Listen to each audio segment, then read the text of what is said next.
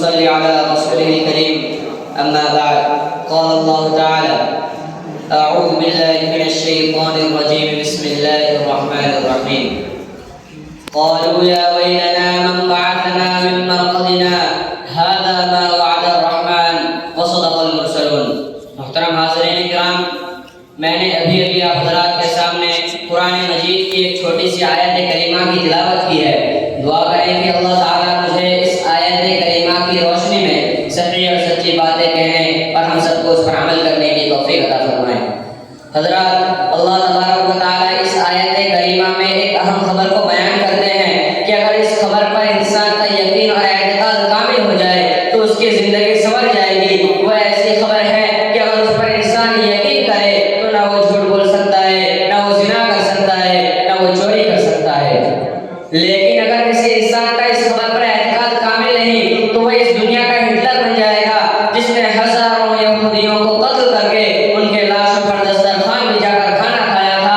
اور اگر کسی انسان کا اس خبر پر اعتقاد کامل نہیں تو وہ اس دنیا کا سب سے بڑا ظالم حجاج بن یوسف بن جائے گا جس نے سینکڑوں مسلمانوں کو مقید کر کے قتل کر دیا تھا۔ میرے دوستوں، آپ حضرات کے ذہن میں یہ سوال گردش کر رہا ہوگا کہ وہ کون سی خبر ہے جس پر انسان یقین کرے تو اپنی زندگی سنوار لے گا۔ تو دوستوں، وہ خبر میدان محشر کی خبر ہے، وہ خبر قیامت کے دن کی خبر ہے جسے قرآن نے النبأ العظیم یعنی بڑی خبر کہا گیا ہے۔ وہ ایسی خبر ہے جسے قرآن نے غاشیہ کہا ہے۔ وہ ایسی خبر ہے جسے قرآن نے اپنے انداز میں یوں بیان کیا ہے کہ یوم ترونہا تذہل کل مرضعۃ عما ارضعت وتضع كل ذات حمل حملها وترى الناس سكارى وما هم بسكارى ولكن عذاب الله شديد۔ کہ وہ دن ایسا ہوگا جس کے ہولناکی سے دودھ پلانے والی عورت اپنے دودھ پیتے بچے کو فراموش کر دے گی اور حاملہ عورت ہمیں اپنے حمل کو گرا دے گی۔ اور اے مخاطب، تو لوگوں کو نشے کی حالت میں دیکھے گا لیکن حقیقت میں وہ نشہ نہ ہوگا مگر اللہ کا عذاب بہت سخت ہے۔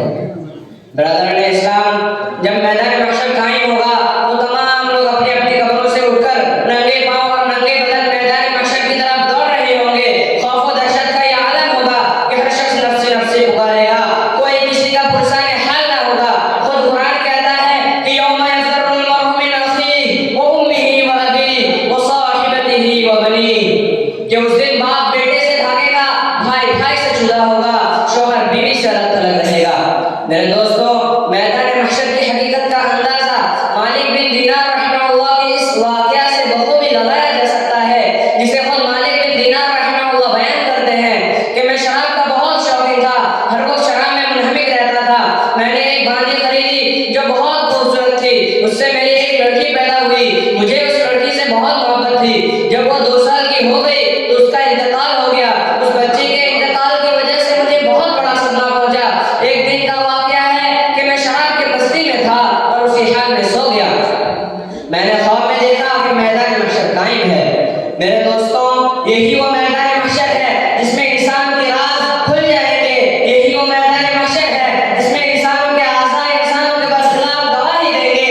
یہی وہ میدان محشر ہے جس میں کراما اور کاتبین جن کو اللہ تبارک و تعالیٰ نے انسانوں کے دونوں کندھوں پر مقرر کر رکھا ہے وہ اپنے رجسٹر اور دفتروں کو کھول دیں گے۔ جب انسان اپنے گناہوں کے رجسٹروں اور دفتروں کو دیکھے گا تو مارے حیرت سے کہے گا ما لهذا الكتاب لا يغادر صغيرة ولا كبيرة إلا أحصاها۔ ہائے افسوس، اس نامہ عمل کو کیا ہو گیا، اس نے چھوٹے بڑے تمام گناہوں کو شمار کر رکھا ہے۔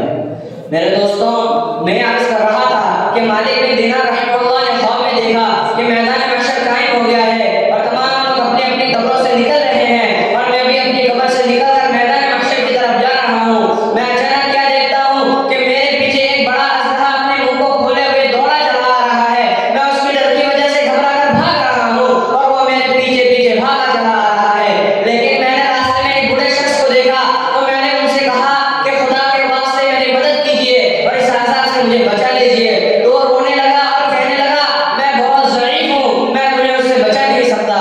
پھر مجھے ایک پہاڑ دکھائی دیا، میں بھاگتا ہوا اس پہاڑ پر چڑھ گیا، مگر مجھے وہاں جہنم کی دہکتے ہوئے آگ نظر آئی تو میں پیچھے کی طرف دوڑا اور وہ سانپ بھی میرے پیچھے پیچھے لوٹ آیا۔ میں پھر اس بڑے شخص کے پاس پہنچا اور ان سے کہا کہ خدا کے واسطے میری مدد کیجیے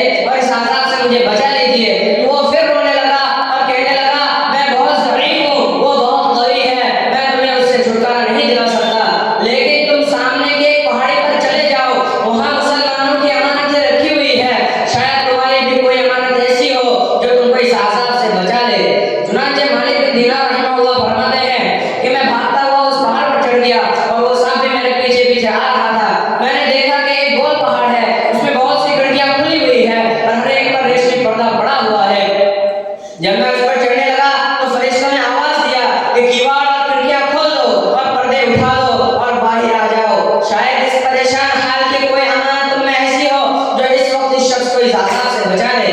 چنانچہ مالک بن دینار رحمہ اللہ فرماتے ہیں کہ اس آواز کے ساتھ یکایک کھڑکیاں کھول دی گئی اور پردے اٹھا دیے گئے اور اس سے چاند جیسے خوبصورت بچے نکلنے لگے، لیکن میں بہت پریشان تھا اس لیے کہ وہ شام میرے بہت قریب آ چکا تھا۔ اتنے میں وہ بچے چلانے لگے کہ ارے جلدی سے باہر آ جاؤ، شام اس آدمی کے بہت قریب آ چکا ہے۔ مالک بن دینار رحمہ اللہ کہتے ہیں کہ اس آواز پر فوج در فوج بچے نکلنے لگے۔ دفعتاً میری نگاہ اپنی 2 سالہ بچی پر پڑی جو مر گئی تھی۔ جب اس نے مجھے دیکھا تو رونے لگی اور کہنے لگی خدا کی قسم یہ تو میرے ابو جان ہے، اور یہ کہتی ہی تیر کی طرح کود کر رو کے ایک پلڑے میں بیٹھ گئی اور اپنے بائیں ہاتھ کو میرے دائیں ہاتھ کی اور بڑھایا۔ میں جلدی سے اس سے لپٹ گیا اور اس نے اپنے دائیں ہاتھ کو اس اژدہا کی اور بڑھایا تو وہ فوراً مڑ گیا۔